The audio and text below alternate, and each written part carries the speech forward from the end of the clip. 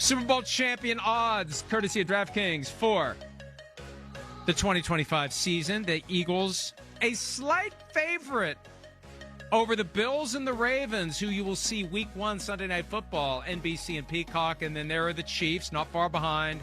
Then the gap begins. Where are the Vikings on that board? Hey, man. Next page, man. huh? Yeah, or the next page after that. I'd put the Rams higher. I see value in the Rams if you're going to waste your money.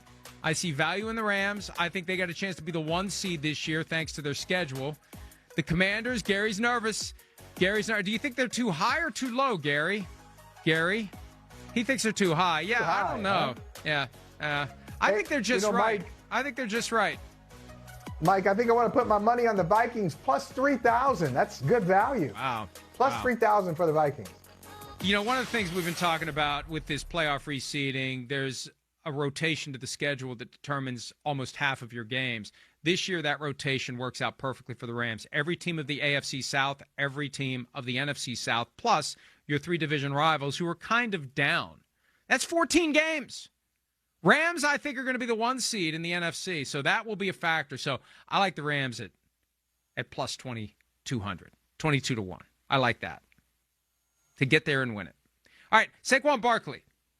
Here he is on the quality of the team that climbed the mountain and planted a flag, fly, Eagles, fly, all the way to the top. How good are they relative to the other teams that have accomplished that feat? Here he is. I firmly believe when you look at our team that we had last year, I think we're a top 5 team of all time. And I tell my boys this all the time. Like, if you really look at the season outside the first 4 games, like, it was belt to ass. How dominant you guys were on defense and how dominant we were on offense and special team. Yeah. People don't realize how great of a team that actually was. We were working together. Yeah. Obviously, you have training camp, but, like, it's kind of different when it's just in game. Like how your coach really is, like how's he calling the game, like getting used to that and kind of getting used to the guys you play with. But after the bye week, I think we just all bought in. We just bought in. Yeah, I think we all just bought in, and like you hear like the outside noise and expectation. Like we didn't care how it looked. Only thing we cared about was winning football games. And when you have the talent, skill that we have in our team mixed with the coaches, we all play together like how we played. Like teams really stood no chance. Well, I was 59 and 352 days old when I found out that the 2 guys loosely referred to as the Exciting Whites have a podcast called The Exciting Mikes. That was Saquon Barkley with Reed Blankenship and Cooper DeJean on the Exciting Mikes podcast. What stood out to me, and it probably stood out to you too, did he say belt to ass? Yes. That's a phrase. That's what Jalen Milroe said when he was asked by reporters, what about the teams that passed on you? He said belt to ass. So apparently that's something that kids Corporal these punishment's days are now real. saying, which proves they never had a belt to the ass. Yeah, I was going to say. If you had a belt to the ass, that doesn't become part of your slang. That's something you never discuss. No, it's very triggering. It's very triggering. As someone who has had belt to ass, I've not done it. I've not done that to my kids, but I had it done to me. Oh, I do not advocate it at all. It is the worst. But it was common. It was common. I never had in the 70s and 80s. All I had was the opening of the belt.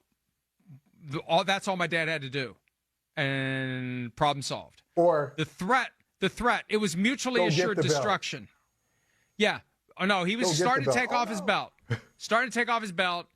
Never got hit with the belt, but I got hit with a board that was specifically designed and made by someone to spank kids. I got hit by the switch from the tree. I got hit by the extra piece of baseboard when they remodeled one of the bedrooms, and my mom was like, "Hey, this will work." Wooden spoon.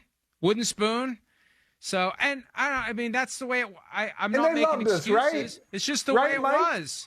That's how they thought. That's how they thought you raised a kid. That's how, and I was a smartass. I deserved to get punished. I did the cost-benefit analysis with every smartass thing I said. Is this worth the spanking? Yes, it is. And I took it. But that's the way it was. Hi, it's Mike Florio. Thanks for watching PFT on YouTube. Hit subscribe for the latest news and analysis from Pro Football Talk.